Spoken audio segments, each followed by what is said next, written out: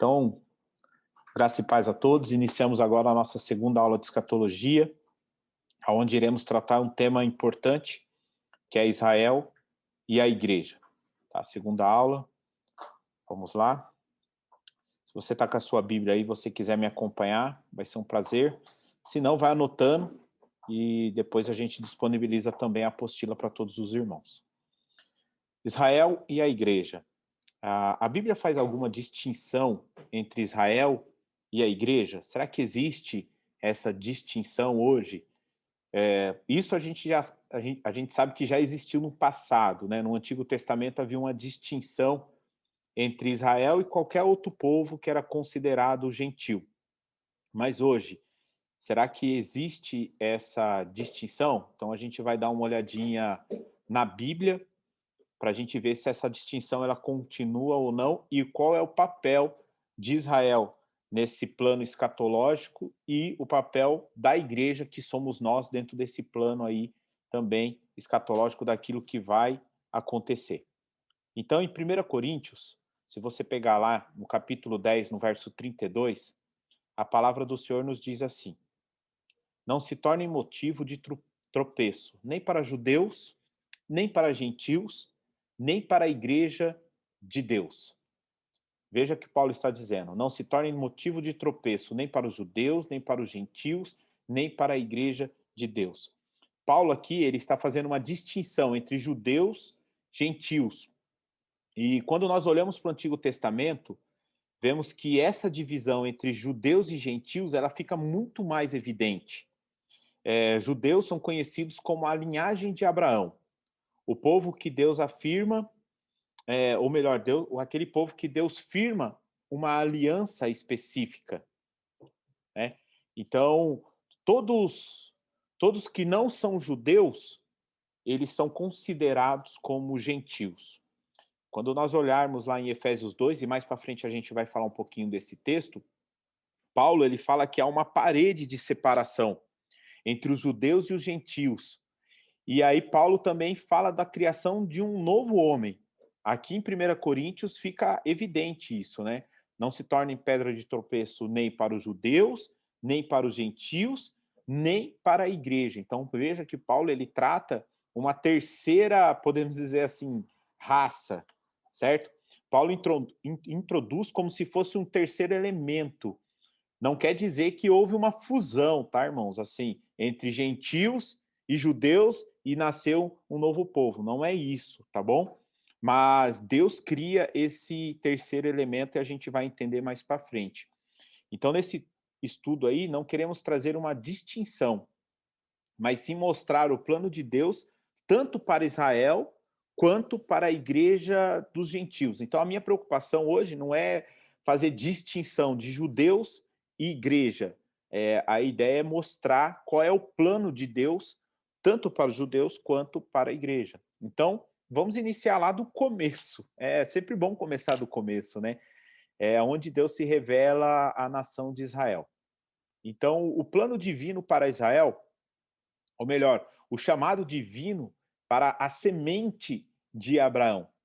Em Gênesis 15, 18, o texto diz assim, ó: naquele mesmo dia, o Senhor fez uma aliança com Abrão até então, dizendo: a sua descendência dê a esta terra, desde o rio do Egito até o grande rio Eufrates. Então Deus, ele faz uma aliança com Abraão, e ali nesta aliança, ele promete o que para Abraão? Ele promete uma terra, e ele promete que aquela terra, quem vai possuir vai ser a descendência de Abraão. Deus faz uma aliança não apenas da posse dessa terra, mas Deus faz uma aliança que envolve a história de uma geração e de um povo, tá? Aí, se a gente for voltar um pouquinho antes, em Gênesis 2, o verso 1 ao verso 3, a palavra diz assim, ó: o Senhor disse a Abrão: sai da tua terra, da tua parentela, da casa do teu pai, e vá para a terra que eu te mostrarei.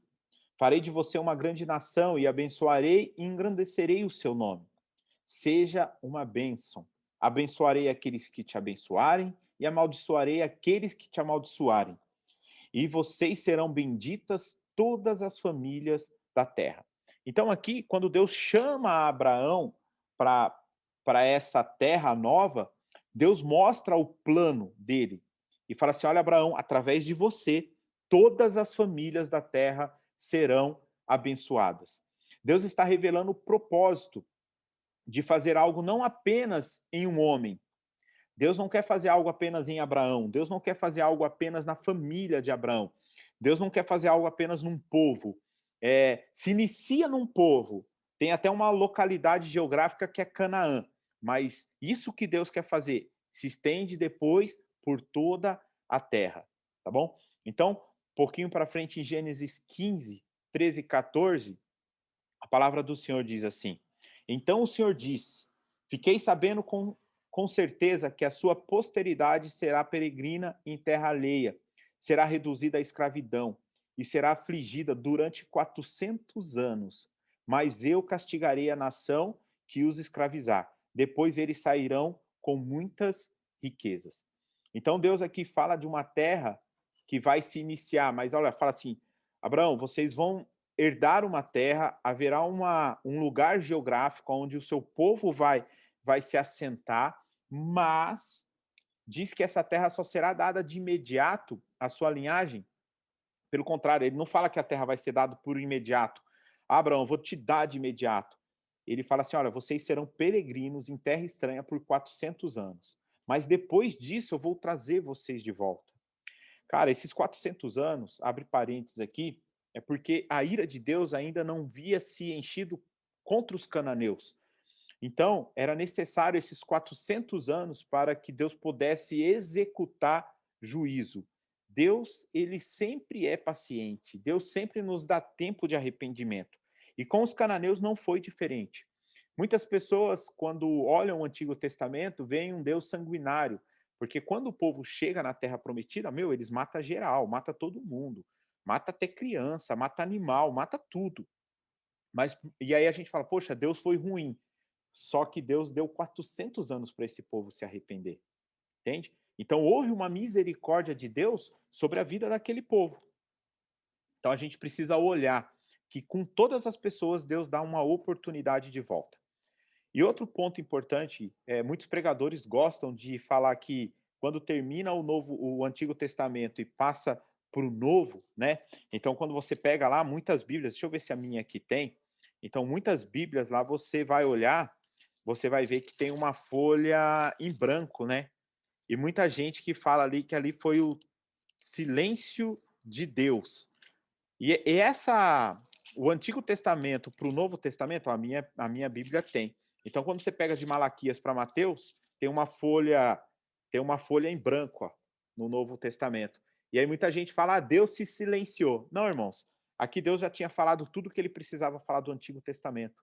Se você olhar nessa passagem aí de Abraão para Moisés, quando termina Gênesis e entra Êxodo, quando termina Gênesis e entra Êxodo, termina José, né? A passagem de José lá, José morre e tal.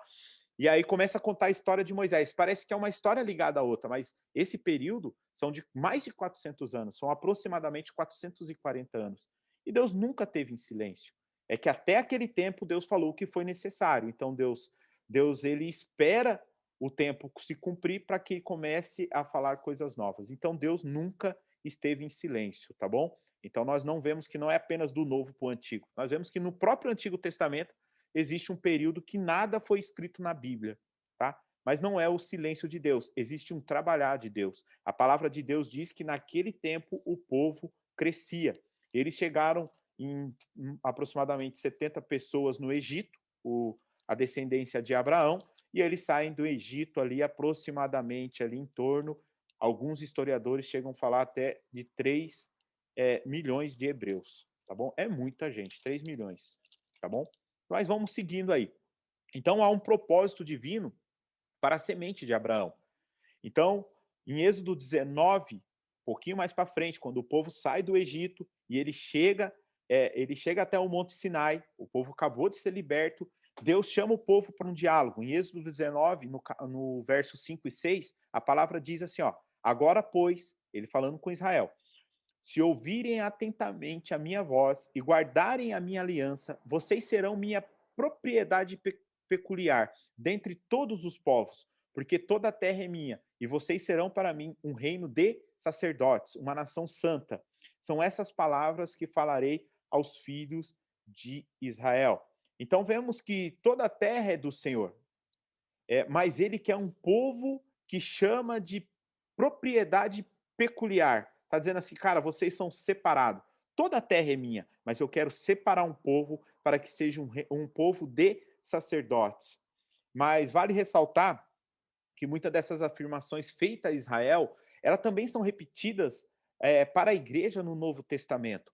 Então veja, a afirmação que Deus faz para Israel, olha, vocês serão uma nação santa, um povo de sacerdotes, um reino de sacerdotes. Quando você pega em 1 Pedro 2,9, a palavra diz que, Pedro escrevendo, vocês, porém, são geração eleita, sacerdócio real, nação santa, povo de propriedade exclusiva de Deus. Cara, veja, aqui no Novo Testamento não está mais falando de Israel. Aqui Pedro já está falando com a igreja. E a igreja são quem? São os gentios. Eu não quero misturar agora, confundir a sua cabeça, mas eu só quero fazer esse paralelo nesses dois textos para você ver que fica muito do que foi falado para Israel também, ou muito que foi profetizado, muito que foi prometido, também foi prometido e profetizado para nós que somos a igreja, tá bom? Mas até aqui nós estamos tratando a semente de Abraão, a promessa que Deus fez através de Abraão, tá bom? Israel sai de Abraão. O que Deus queria a separar um povo é que ele tivesse ministros que cumprissem e estabelecessem o seu propósito na terra. Então, quando Deus separa um povo, ele está falando assim: olha, eu quero ministros que vão estabelecer qual é o meu plano na terra. Então, antes de Abraão, nós vemos que, com clareza, que Deus quer fazer em toda a terra. Vemos alguns sinais que ele pretende fazer, mas é a partir da aliança de Abraão que vemos que o Senhor começa realmente a fazer. Né? Podemos dizer assim que Abraão é o terceiro começo. A gente teve um primeiro começo que foi Adão, conhecemos a história, Adão peca e cai. Depois há um segundo começo, que é através de Noé. Então Deus mata todo mundo com dilúvio, fica só a família de Noé, tem um segundo começo. Mas aí, a partir do terceiro começo, nós vemos que realmente Deus fala: agora eu vou separar um povo, e esse povo vai ser uma propriedade peculiar, assim como a palavra nos disse. Então, inicialmente, o plano era para que toda a nação de Israel fosse uma nação de sacerdote. Mas durante o processo, apenas uma tribo desempenha a função de sacerdote, que é a tribo de Levi, certo? Eu quero falar um pouquinho disso para vocês. Então, assim, vamos lá, vamos entender. Deus faz uma aliança com Abraão. Através de Abraão, Deus estabelece um lugar geográfico. Através desse lugar geográfico, ele coloca um povo. Tudo bem, até aí está indo tudo bem. O povo chegou na terra prometida, aí Deus fala: então, agora já que vocês chegaram aqui, agora eu quero que vocês sejam um reino de sacerdote. Eu quero que seja toda a nação de Israel uma nação de sacerdotes. Cara, só que a gente depois vai vendo ao longo que isso não acontece. Então, dentro deste povo, Deus separa algumas pessoas, uma família, para que essa família possa exercer o sacerdócio real. Deuteronômio 10:8 nos conta um pouco isso. Por esse mesmo tempo, o Senhor separou a tribo de Levi para levar a arca da aliança do Senhor, para estar diante do Senhor, para servir e para abençoar em seu nome até o dia de hoje. Aqui mostra, quando falamos, Deus, quando nós falhamos, Deus levanta um substituto. Isso funcionou com a nação de Israel já lá no início. Então a nação falha. Deus fala: cara, eu preciso levantar um substituto. Só que Deus não poderia levantar uma nova nação. Deus precisava cumprir com aquilo que ele prometeu para Abraão. Tudo que nós vemos aqui foi através de uma promessa e uma aliança com Abraão. Irmãos, se Deus, que não deve satisfação para nós, ele leva a fundo a aliança que ele fez conosco. Agora, o que diria de nós, que precisamos tanto dele? E nós fazemos tantas alianças com Deus e parece que nós quebramos ela a qualquer momento. Parece que qualquer coisa nos tira do foco daquilo que prometemos ao Senhor. Então veja que dentro da família de Abraão, Deus havia chamado todos para sacerdotes, só que nem todos aceitaram. Vamos entender melhor isso daí, tá bom? Em Êxodo 32, o verso 7 e 8, diz assim, ó. Então o Senhor disse a Moisés, veja, Moisés, ele ficou por 2 vezes 40 dias no monte, recebendo do Senhor as leis. Tá? Aqui eu vou tratar da primeira vez que ele sobe no monte. Então ele está no monte, faz 40 dias que ele está lá, não come, não bebe, está de jejum, e aí ele está lá no monte, aí o Senhor fala para ele, Moisés, Êxodo 32, 7, vá, desça, porque o seu povo, o povo que você tirou do Egito, se corrompeu, e depressa se desviou do caminho que lhe havia ordenado. Fez para si um bezerro de metal fundido, adorou e lhe ofereceu sacrifícios, dizendo, são estes, ó Israel, os seus deuses que tiraram vocês da terra do Egito. Cara, eles fizeram um bezerro, conhecemos essa história, e eles começam a falar que foi o bezerro, porque Moisés demora em voltar, eles acham que Moisés morreu. Então eles falam, cara, a gente precisa de um novo Deus e um novo líder.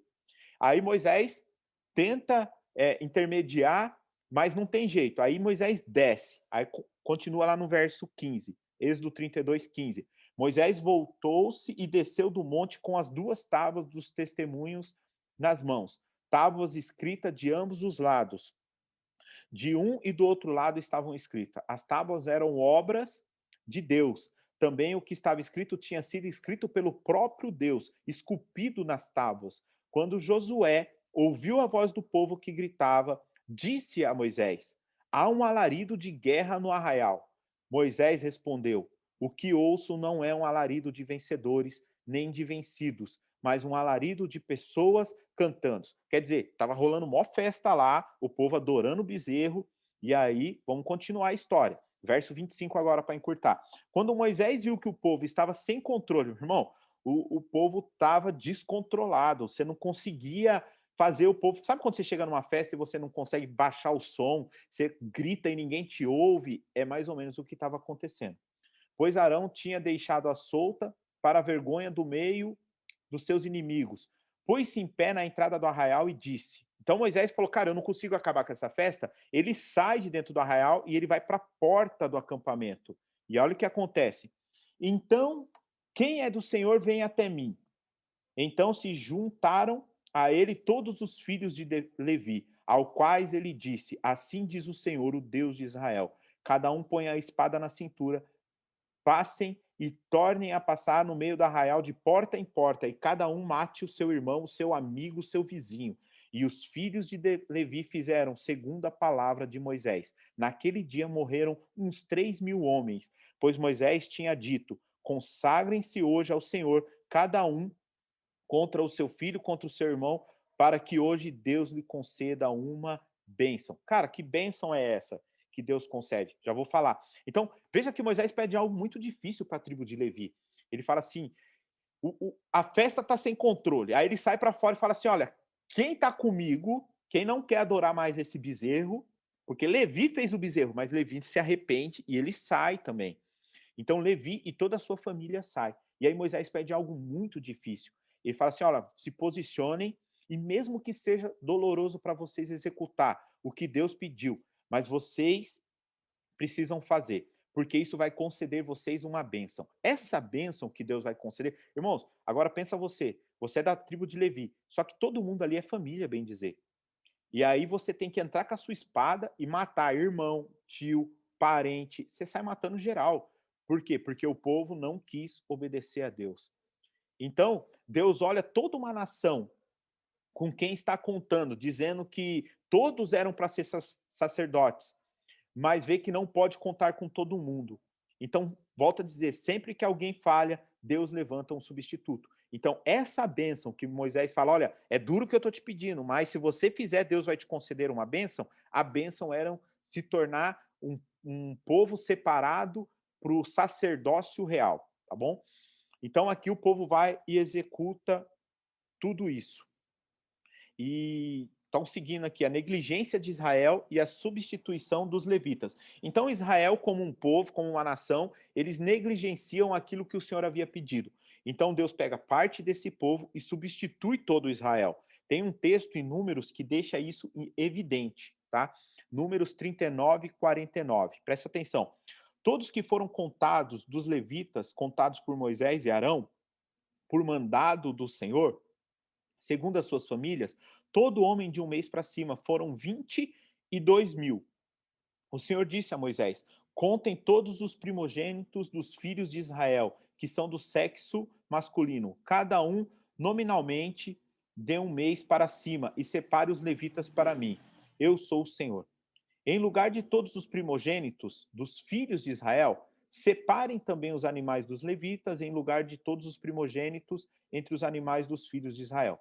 Como o Senhor havia ordenado, Moisés contou veja, Moisés contou todos os primogênitos dentre os filhos de Israel, todos os primogênitos do sexo masculinos contados nominalmente de um mês para cima, segundo o censo, foram 22.273. Lembra que ele também contou os levitas, que seriam 22.000? Então, deu uma diferença aqui de 273, tá? O Senhor disse a Moisés: põe os levitas em lugar dos primogênitos. Então, veja que era a mesma quantidade que havia de levitas, da família de Levi, quanto dos primogênitos de Israel. Então, Deus fala assim: olha, coloca no lugar dos primogênitos, dos filhos de Israel, que exerceram números dos levitas. Recolha por cabeça 70 gramas de prata. Aqui Deus está recompensando essa diferença, segundo o peso padrão do santuário, que é de 12 gramas. Entregue a Arão e aos seus filhos esse dinheiro, com o qual serão resgatados os que excedem o número dos levitas. Então Moisés recolheu o dinheiro do resgate dos que excederam e foram resgatados pelos levitas. Então veja que Deus aqui já faz uma troca, fala: não me interessa mais os primogênitos, coloca a tribo de Levi. E, por coincidência, é muito próximo o número dos primogênitos para a tribo de Levi. Então, aqui Deus já começa a separar a tribo de Levi. Quando chegamos no Novo Testamento, esse conceito de sacerdócio é até mesmo uma das verdades da reforma, como conceito do sacerdócio real de todo crente. Mas o que vemos é que quando alguém falha, Deus levanta o substituto. Irmãos, quando nós olhamos um dos pilares da reforma, foi justamente isso. A igreja que dominava naquela época dizia: cara, só existe um sacerdote, que é o Santo Papa. Só ele é sacerdote. Só ele pode falar com Deus. Pra você ter ideia, era proibido as pessoas lerem a Bíblia. Eles não podiam ler Bíblia. E aí o que acontece? Um dos pilares da reforma é justamente isso. Cara, peraí, todos podem ser sacerdote. Então, assim, não é só para um homem exclusivo. Isso no Antigo Testamento foi assim, mas no Novo Testamento, aquele texto de 2 Pedro já dizia que todos seriam sacerdotes. Tá? Então nós olhamos aqui que quando nós falhamos, Deus levanta um substituto. Tem um texto muito bacana que mostra isso. Esther 4:14. Porque se você ficar calado agora, de outro lugar virá socorro e livramento para os judeus. Olha o que Madorqueu está falando para Esther. Mas você e a casa do seu pai perecerão. Mas quem sabe se não foi por essa conjectura com que você está elevada à condição de rainha. Então veja, Mardoqueu manda um recado para sua sobrinha dizendo assim: olha, de outro lugar virá socorro para Israel, para os judeus. Então, aqui o povo de Deus, a nação de Israel, estava sendo subjugada pelos medo-persas. Então havia um decreto aonde os medo-persas, cara, ia matar geral os judeus, ia matar todos. Quem era judeu ia morrer, entendeu? Então, o que Madorqueu está pedindo aqui não é que eles revogassem, porque, cara, os persas não revogavam decreto. Está decretado, já era. O que ele pediu é: dê para os judeus pelo menos o direito de se defenderem. Por quê? Porque a nação de Israel, a linhagem de Abraão poderia ser aniquilada da terra nesse período. Então, aqui, os planos de Deus podemos dizer assim, poderiam ser frustrados. Sabemos que não.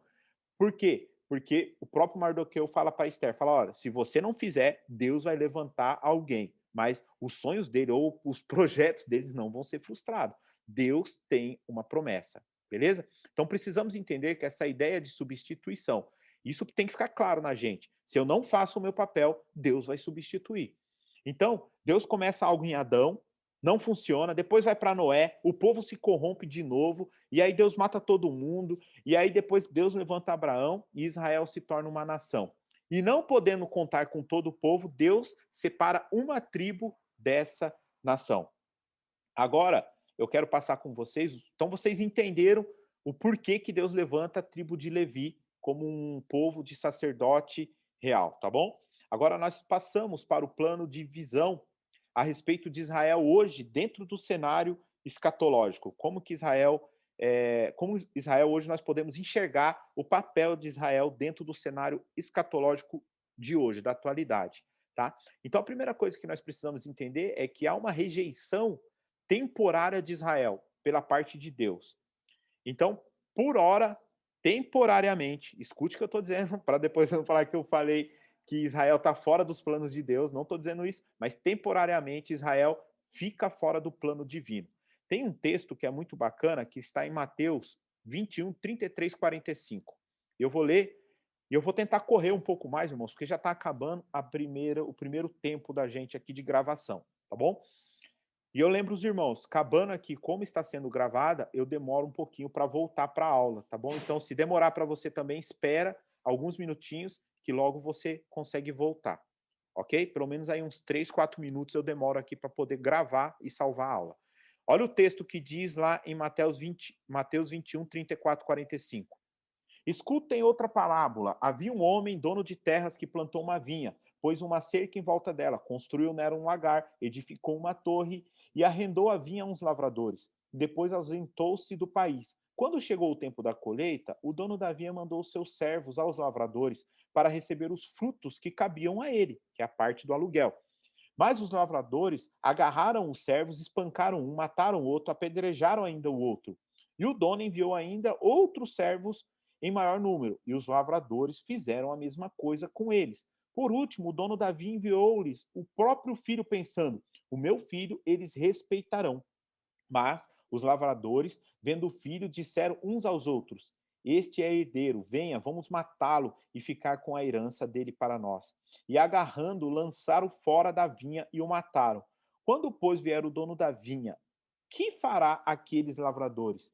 E eles responderam, os fariseus, os judeus, na verdade: fará perecer horrivelmente aqueles malvados e arrendará a vinha a outros lavradores que lhe entregarão os frutos no tempo certo. Então Jesus perguntou: vocês nunca leram as Escrituras? A pedra que os construtores rejeitaram, esta veio a ser a pedra angular. Isto procede do Senhor e é maravilhoso aos nossos olhos. Portanto, eu lhes digo que o reino de Deus será tirado de vocês e entregue a um povo que produza os respectivos frutos.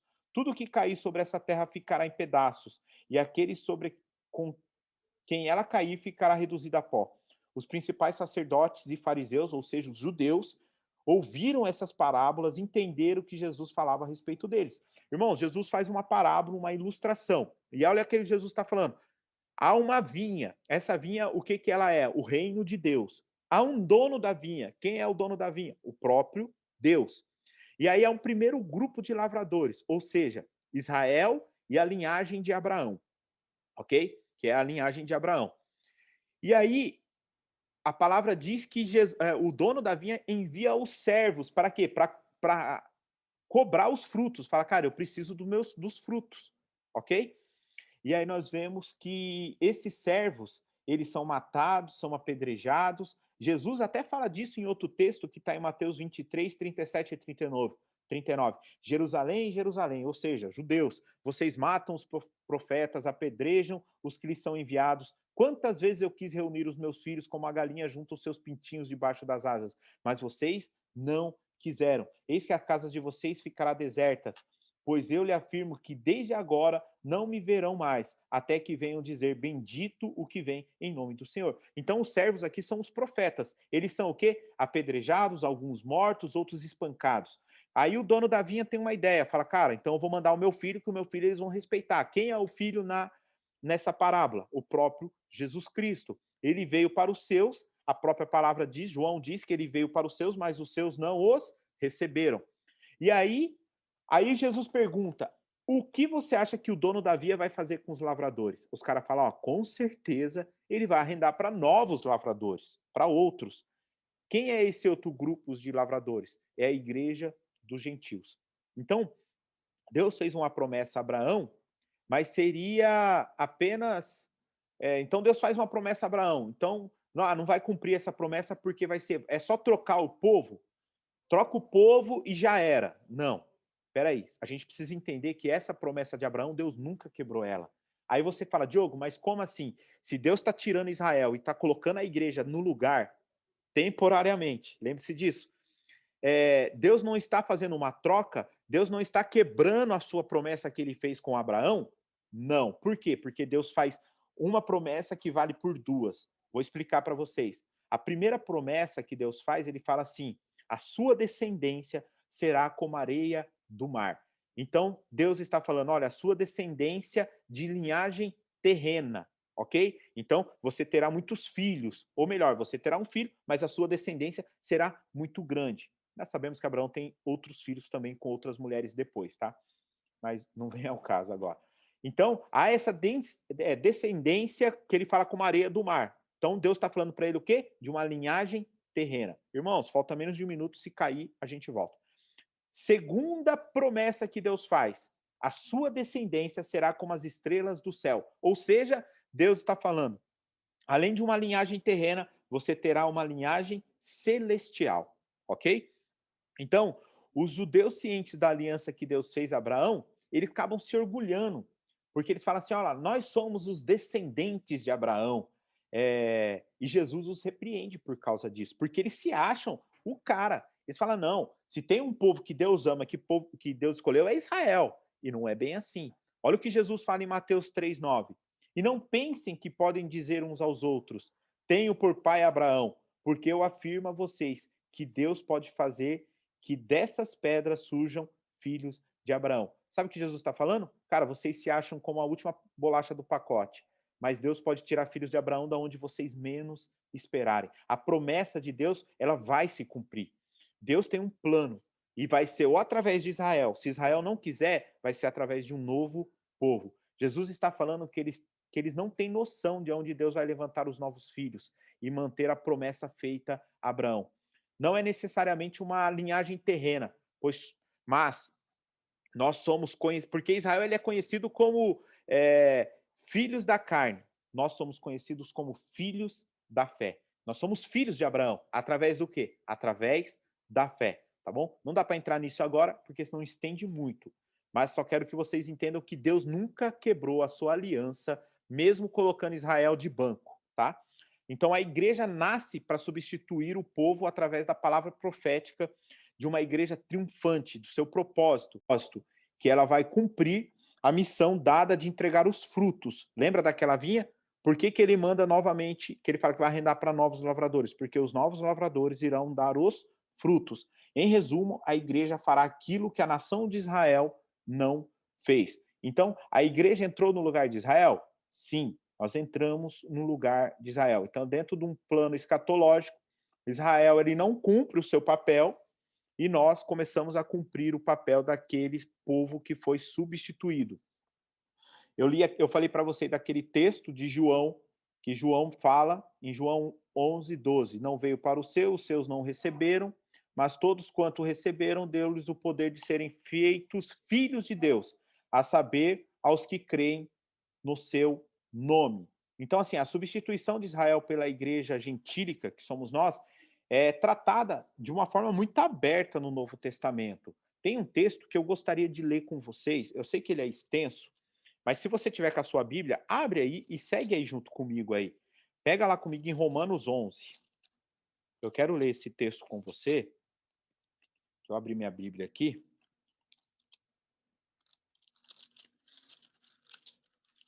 Romanos 11, tá bom? Então, se você achou, segue aí. Olha o que o texto diz. Aquilo que eu disse para você. Essa igreja gentílica, ela é tratada abertamente no Novo Testamento, por Paulo, principalmente, tá bom? Olha o que diz. Ó, no meu, o texto aqui tá como até a epígrafe, acho que é assim que fala, né? O futuro de Israel. Olha o que diz. Romanos 11, verso 1. Então, eu pergunto, será que Deus rejeitou o seu povo? De modo nenhum, porque eu também sou israelita, da descendência de Abraão, da tribo de Benjamim. Deus não rejeitou o seu povo com quem antemão conheceu. Ou vocês não sabem que a Escritura diz a respeito de Elias, como pediu com insistência diante de Deus contra Israel, dizendo: Senhor, mataram os teus profetas, derrubaram os teus altares, eu sou o único que sobrou, procuraram tirar minha vida. Mas qual foi a resposta divina? Foi esta: reservei para mim 7.000 homens que não se dobraram os joelhos diante de Baal. Assim também, nos dias de hoje, sobrevive um remanescente segundo a eleição da graça. Segura um pouco aí, mantenha a Bíblia aberta. Paulo está falando aqui que Israel não foi rejeitado por Deus no sentido de ter oportunidade. Paulo mesmo diz: eu sou judeu, eu sou da tribo de Benjamim, agora também pertence a este povo, a igreja. Aí ele fala assim, ó, eu sou judeu, mas agora também pertenço a esse povo. Que povo? A igreja, o povo gentílico também. Ainda que Deus vá cumprir o seu propósito através da igreja, ele não rejeita Israel de forma permanente. Olha o que eu estou dizendo. Pode ser por um período, mas não permanente. Pula para o verso 7, diz assim, ó, que diremos então? O que Israel buscava, isso não acalmou, isso não alcançou, mas a eleição conseguiu isso. Os demais foram endurecidos, como está escrito. Deus lhe deu um espírito de profundo sono, olhos para não ver e ouvidos para não ouvir, até o dia de hoje. E Davi disse que a mesa dele se transforme em um laço de armadilha e tropeço e punição, que os olhos deles se escureçam para que não vejam e fiquem para sempre encurvado às suas costas. Então eu pergunto, será que eles tropeçaram para que caíssem? De modo nenhum, mas pela transgressão deles a salvação chegou aos gentios. Qual é essa transgressão, irmão? Não aceitar Jesus, ok? Tá bom? Então, ora, se a transgressão dele, verso 12, resultou em riqueza para o mundo, o que que Jesus trouxe para nós? Salvação. Para quem? Para todos nós. Então, veja, ora, se a transgressão deles, ou seja, Jesus, resultou em riqueza para o mundo e a diminuição deles resultou em riqueza para os gentios, quanto mais a plenitude deles. Para por aqui. Então, Paulo fala que haverá um momento da plenitude de Israel. Você vê, ele fala que Israel vai ser um povo pleno ainda. O que é ser pleno? Israel ainda vai cumprir o que Deus destinou a ele. Só que no meio do caminho, Israel não quis saber do negócio. Então, por causa da transgressão deles, Deus levanta um novo povo, entendeu? Deus traz riqueza, a palavra diz, para o mundo, ou seja, Jesus Cristo. Então, assim, uma linhagem teológica acredita que a igreja será arrebatada antes da tribulação. São os dispensacionalistas. Eles tratam que Israel fará uma tribulação, Israel fará na tribulação o que a igreja não fez. E eu, irmão, discordo, pois o que Jesus diz é que quando eles falharam, a igreja entra no lugar deles para fazer o que eles não fizeram. Que a igreja irá cumprir o seu plano, o seu propósito. Nós não partilhamos deste pensamento. Já outros defendem de uma forma eclesiológica forte e descartam que Deus possa fazer qualquer coisa através da nação de Israel. Mas a palavra de Deus não mostra isso. A palavra de Deus mostra que por um tempo a igreja será plena e por um outro tempo Israel será pleno. Então nós não acreditamos nem que Israel vai ser pleno só e nem que a igreja vai ser pleno só, ok? Verso 13. Vamos seguir.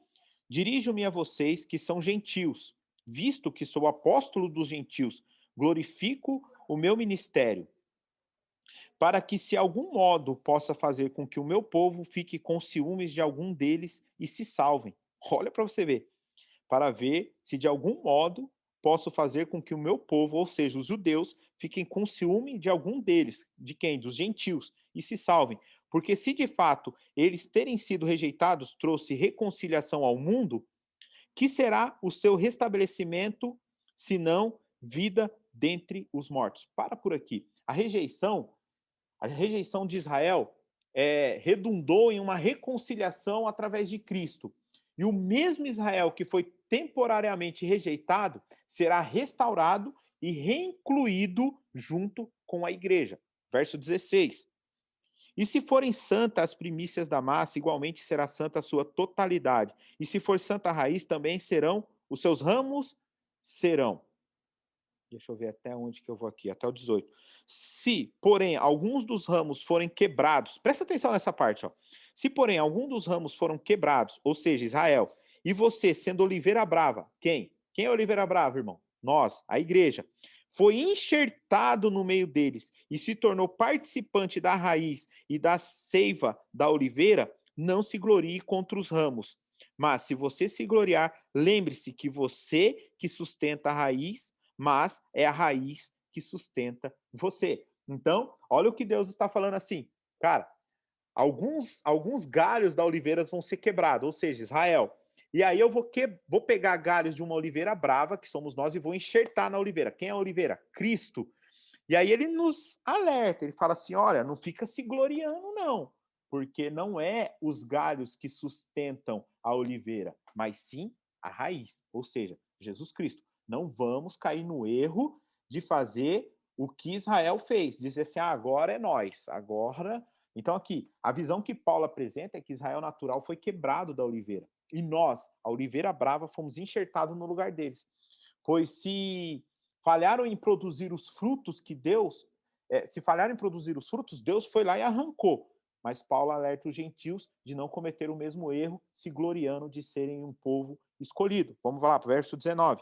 Então você dirá, alguns ramos foram quebrados para que eu fosse enxertado. Correto, eles foram quebrados por causa da incredulidade, mas você continua firme mediante a fé. Não fiquem orgulhosos, mas tema, porque se Deus não poupou os ramos naturais, também não poupará vocês. Considere, pois, a bondade, a severidade de Deus para com os que caíram. Severidade, mas para com vocês a bondade de Deus, desde que você permaneça nessa bondade. Do contrário, você será cortado. Irmãos, olha a nossa responsabilidade como igreja. A gente está assumindo o papel de Israel. E se a gente não fizer o que Deus nos pede, cara, a gente vai ser cortado. Eles também, verso 23, eles também, se não permanecerem na incredulidade, serão enxertados. Então veja, se Israel não permanecer incrédulo, incrédulo com o quê, irmão? Com Jesus Cristo. Irmão, vai falar para um judeu sobre Jesus. O cara não quer ouvir. O cara, ele não aceita Jesus Cristo. Então Paulo está dizendo aqui, ó, eles também, se não permanecerem na incredulidade, serão enxertados. Quer dizer, se eles acreditarem em Jesus, eles serão enxertados, pois Deus é poderoso para enxertá-los de novo. Então a Bíblia fala da sua reconciliação, mas não na incredulidade do que estão vivendo agora. Então eles precisam aceitar Jesus. Verso 24. Pois se você foi cortado daquela que por natureza era uma oliveira brava, contra a natureza foi enxertado numa oliveira boa. Quanto mais estes que são ramos naturais serão enxertados na sua própria oliveira. Porque não quero, irmãos, que vocês ignorem esse mistério, para que não fiquem pensando que são sábios, pois vem um endurecimento em parte de Israel até que tenha entrado a plenitude dos gentios. Então, quer dizer, olha o que Paulo está falando, Israel vai ter o coração duro até que entre a plenitude dos gentios, até que a igreja cumpra o seu papel. Quando a igreja cumprir o seu papel, aí o coração de Israel vai começar a ser quebrantado. Possivelmente, nos últimos dias, na grande tribulação, creio eu, ok?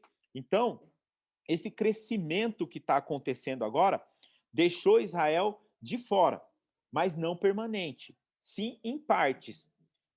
Dura até quando? Até que haja a plenitude dos gentios. Enquanto Israel está no plano e no propósito de Deus, os gentios estão de fora. Então veja, quando Israel estava no plano e no propósito de Deus, os gentios estavam completamente de fora. No momento em que Israel falhou, ele coloca para fora os gentios, ele coloca para fora e os gentios entram. No entanto, depois dos gentios entrarem, Paulo diz que os judeus voltam, mas só depois da plenitude dos gentios. Não vemos Deus lidando com esses dois grupos ao mesmo tempo. Vemos aqui o quê? Uma substituição. Sai um, entra o outro. Israel falha, a igreja entra no lugar. A igreja não será removida, pois, ó, irmão, presta atenção nisso. A igreja ela nunca vai ser removida como Israel foi. Por quê? Porque a igreja ela vai cumprir o seu propósito. A palavra do Senhor diz isso. Então, ela só pode sair quando atingir a plenitude do seu propósito. Sabe quando? Quando Cristo voltar e buscar a igreja. E quando ele atinge essa plenitude de Deus, aí Deus volta a tratar com a nação de Israel. Mas vamos seguir aqui, verso 26, estamos encerrando essa leitura, mas vamos seguir aqui, ó. Verso 26. E assim todo Israel será salvo, como está escrito: o libertador virá de Sião e afastará de Jacó as impiedades. Esta é a minha aliança com eles, quando eu tirar os seus pecados. Quanto ao evangelho, eles são inimigos por causa de vocês, mas quanto à eleição, amados por causa dos patriarcas.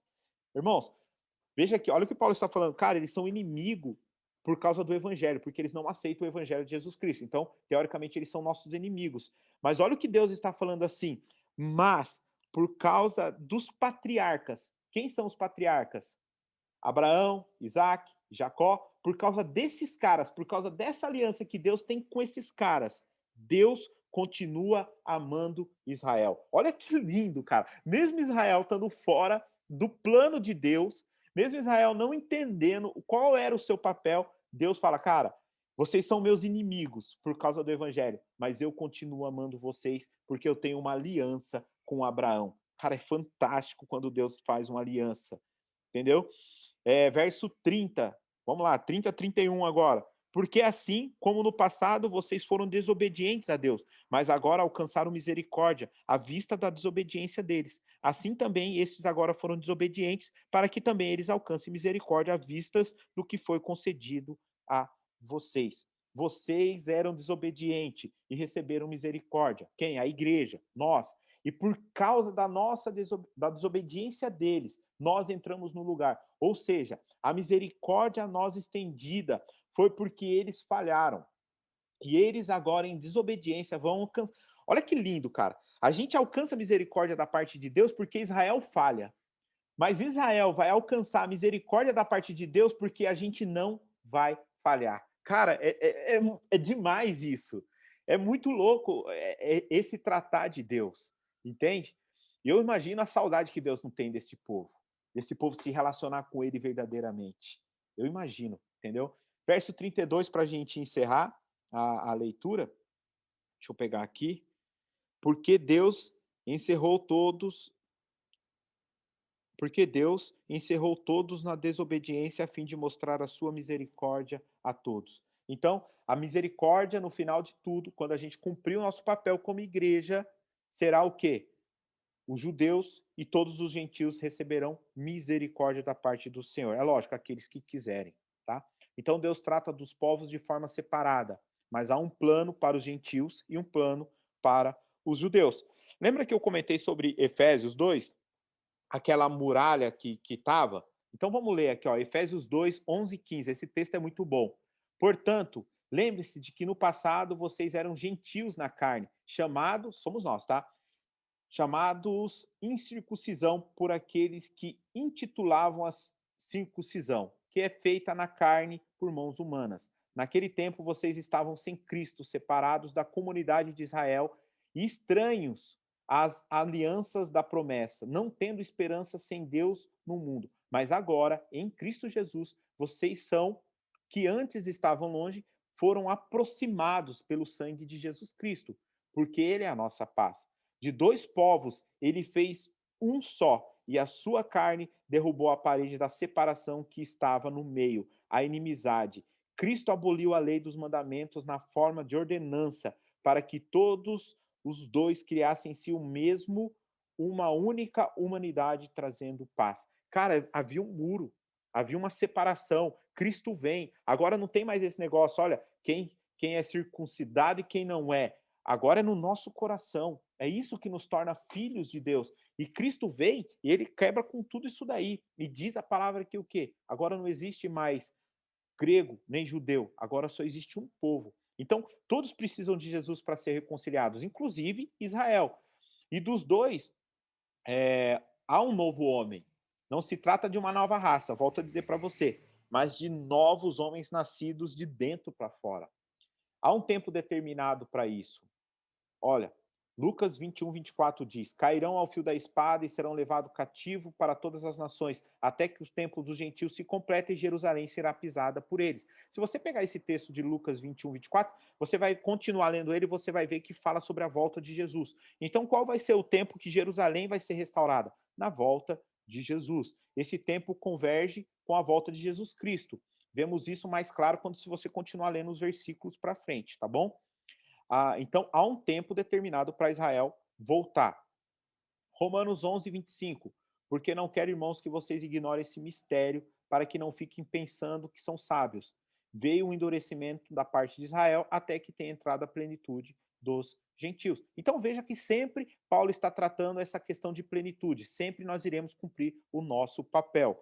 Então há uma restauração esperada. Atos 1, Israel espera a sua restauração. Por mais que eles não acreditem em Cristo, eles esperam uma restauração. Eles ainda, de uma forma muito errônea, esperam a volta do primeiro Salvador. E ele já veio, foi Jesus Cristo. Mas, independente se é a primeira, a segunda vinda, se Cristo veio ou não, na cabeça deles, eles acham que há um tempo de restauração. Tanto é que se você pegar o texto de Atos 1:6, eles chegam até Jesus, os judeus, e falam assim: será nesse tempo que o Senhor vai restaurar o reino de Israel? Então veja assim, é nesse tempo que Israel vai retomar as suas promessas? Então há promessas da restauração futura de Israel. Eu não vou ler, nós lemos essas promessas de restauração naquele texto de Romanos. Então você vai ver que as transgressões deles eram muitas, mas Deus veio e tirou, e eles serão novamente reenxertados na oliveira. E se você passear por aquele texto de Romanos, vai ficar um pouco mais claro para você. Mas eu quero encerrar essa parte aqui falando sobre as promessas da restauração de Israel, que há promessas futuras, com um texto que está em Apocalipse 7:14. Respondi: o Senhor sabe.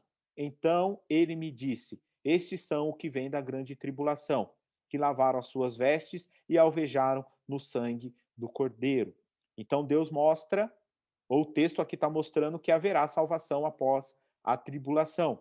Irmãos, você também não pode ter esse pensamento que na grande tribulação o Espírito Santo não vai agir.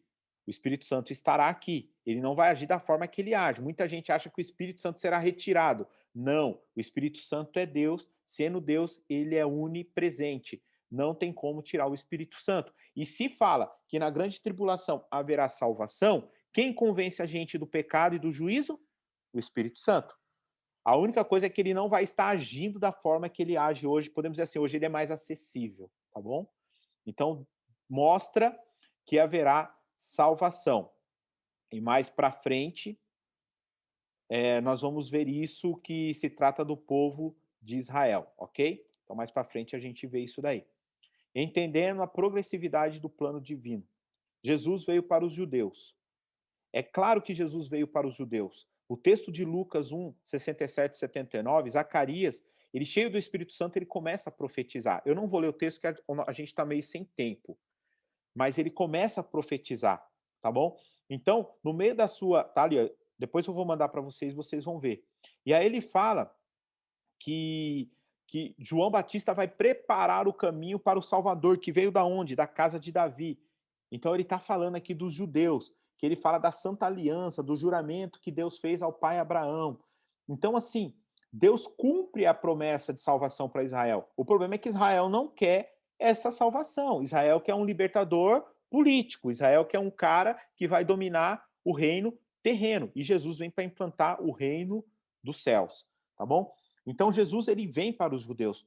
Ó, Mateus 10, versos 5 e 6 é uma leitura menor, dá para fazer. Jesus enviou esses 12 dando a seguinte instrução. Então Jesus envia os 12. Qual é a instrução? Não tome o caminho que leve aos gentios. Não vai para fora de Israel. Nem entrem na cidade dos samaritanos. Quem eram os samaritanos? Era uma mistura de judeus com gentios. Então não é um judeu puro, tá bom? Então para eles também é gentil. Mas, de preferência, procurem as ovelhas perdidas da casa de Israel. Então veja, o próprio Cristo ele envia os 12 para quem? Para os judeus. Romano 1,16. Pois não envergonhe do evangelho, porque é poder de Deus para a salvação de todo aquele que crê.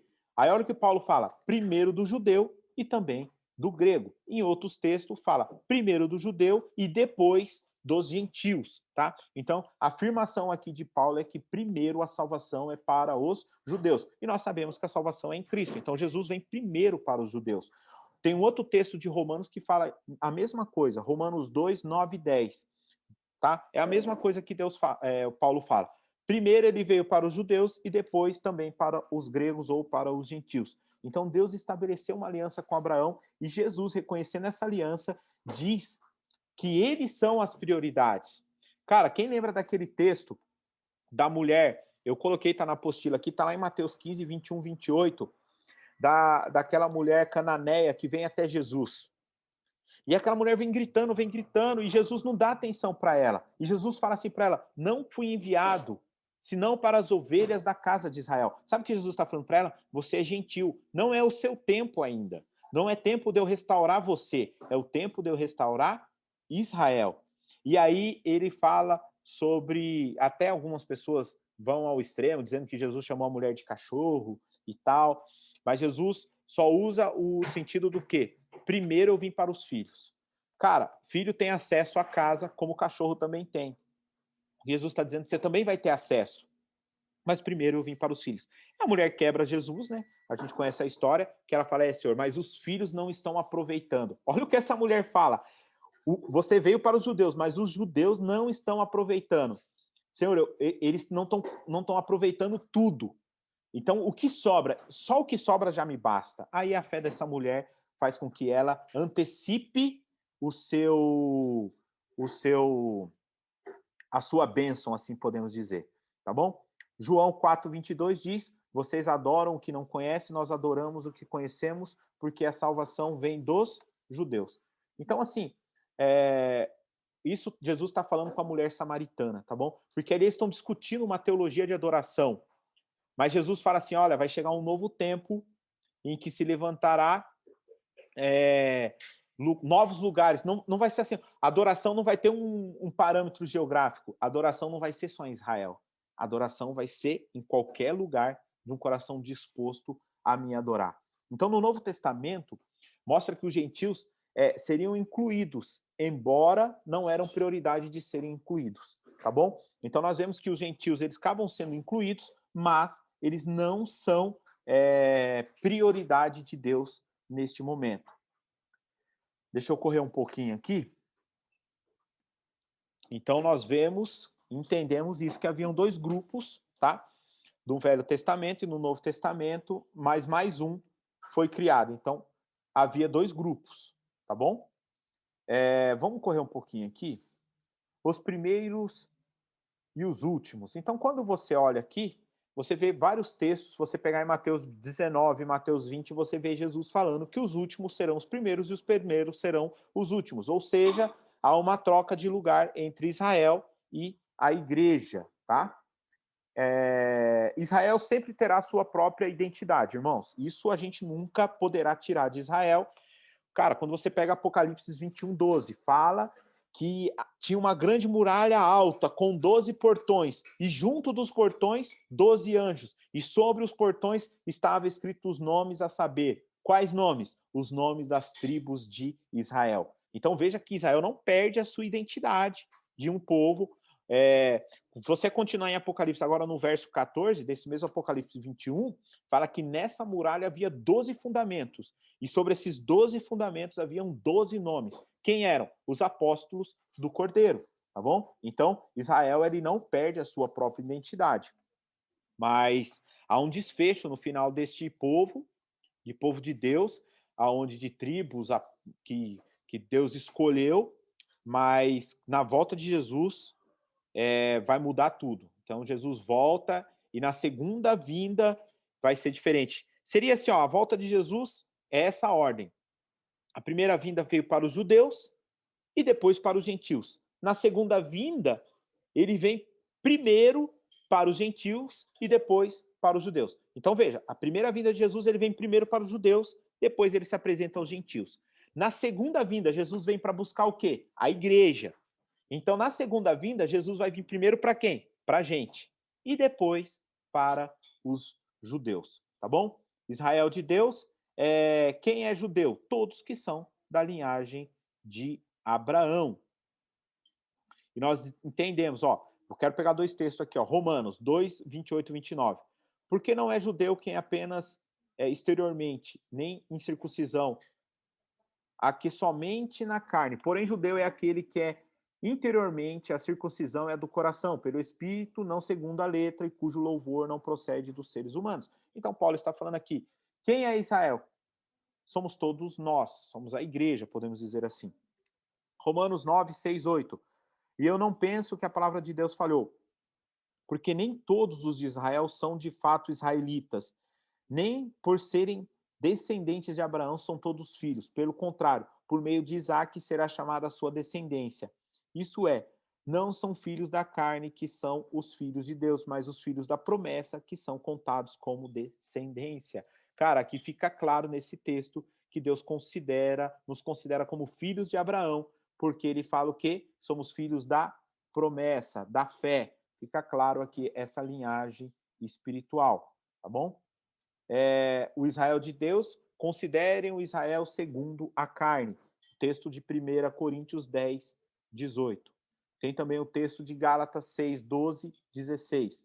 Todos que querem ostentar-se na carne, esses querem obrigar vocês a deixarem circuncidar, e agem assim somente para não serem perseguidos por causa da cruz de Cristo. Pois nem mesmo os que deixam circuncidar guardam a lei, mas quem apenas que vocês se submetam à circuncisão, para que eles possam se gloriar na carne de vocês. Mas longe de mim gloriar-se, senão na cruz do nosso Senhor Jesus Cristo, pela qual o mundo está crucificado para mim. E eu estou crucificado para o mundo, pois nem a incircuncisão é coisa alguma, nem a incircuncisão, mas o ser da nova criatura. E todos os que andarem em conformidade com essa regra, paz e misericórdia sejam sobre eles e sobre o Israel de Deus. Deixa eu ver aqui quanto que tem de aula aqui ainda, irmãos. Ah, tá no final já, acabando. Então, assim, a única forma de Israel serem incluídos nessa herança não é pela carne. Nós lemos lá no texto. Eles falam assim, olha, mas eu sou filho, eu sou Israel, porque eu sou descendente de Abraão, pela carne, pela circuncisão. Mas a única forma de Israel hoje ser incluído nessa herança não é pela carne, mas pelo Espírito, através de Cristo. Veja que Paulo fala, independente se você é circuncidado ou se você não é circuncidado. Né? Isso não tem nada a ver.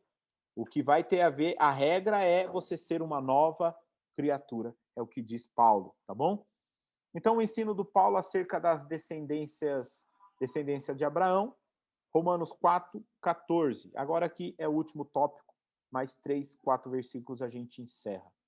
Então, o ensino de Paulo acerca da descendência de Abraão.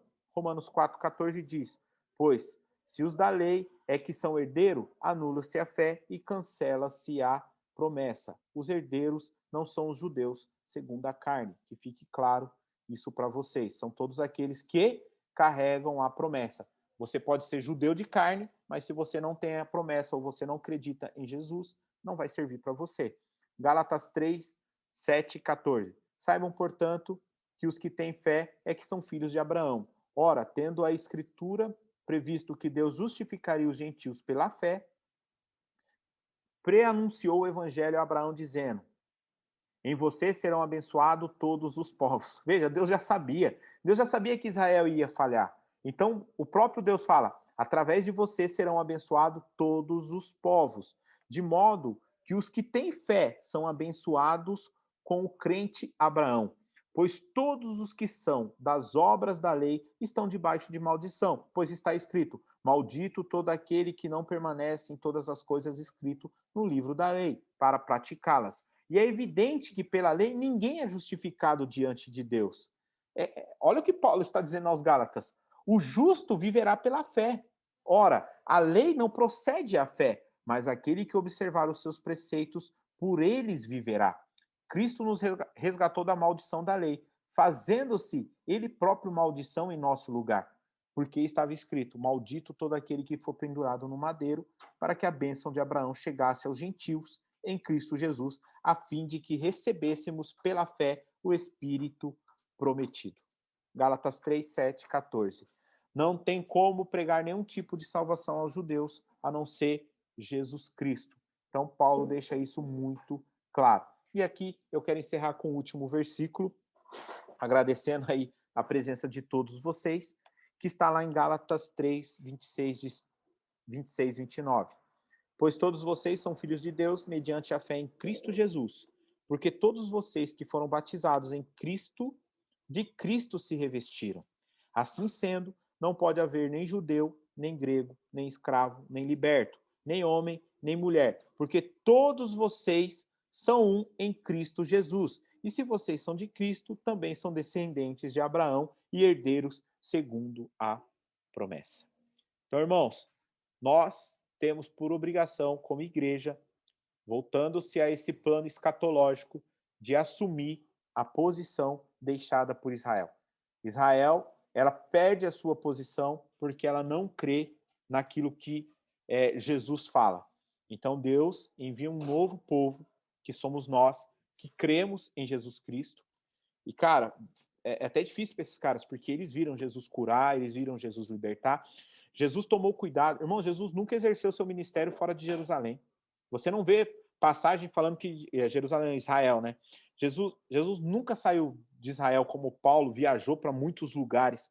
Não, Jesus se dedicou o seu tempo a Israel. E mesmo vendo tudo o que foi feito através de Jesus, eles não acreditaram. Nós, que nascemos 2000 anos depois de tudo isso que aconteceu, estamos aqui crendo naquilo que Jesus fez.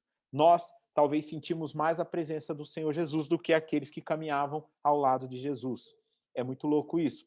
Então, assim, nós precisamos assumir nosso papel como igreja, no plano escatológico, para a volta de Jesus Cristo. Qual é esse papel, Diogo? Cara, a gente falou isso na primeira aula, sobre a volta de Jesus Cristo, da gente se posicionar e a gente fazer a nossa parte, esperando a volta de Jesus. Então, quando a igreja ela entender qual é o seu papel, aí nós aceleramos a volta de Cristo. Isso vai acontecer? Vai acontecer. Comigo ou semigo, eu estando ou não na igreja, Deus sempre levanta alguém para fazer aquilo que nós não queremos fazer. Que nós possamos aprender com Israel, que perdeu uma grande oportunidade. Vai vir um tempo de redenção deles? Vai. E é aquilo que eu falei, é muito louco isso, porque Deus age com misericórdia conosco porque Israel falhou. Agora Deus vai agir com misericórdia a Israel porque nós não iremos falhar como igreja. Amém? Então fica aqui meus agradecimentos a vocês. Eu estourei quase os 2 tempos aí, mas era muita coisa, e olha que eu pulei muita coisa, então pode ser que perca um pouco vocês perderem um pouco a linha do raciocínio que eu vinha tratando, mas eu já vou mandar na sequência aí no grupo da Igreja a apostila da aula de hoje, e quem tiver alguma dúvida pode estar olhando lá e vai estar ajudando, tá bom? Então, curve sua cabeça, vamos estar orando, e que Deus abençoe a todos que aqui participaram, tá bom?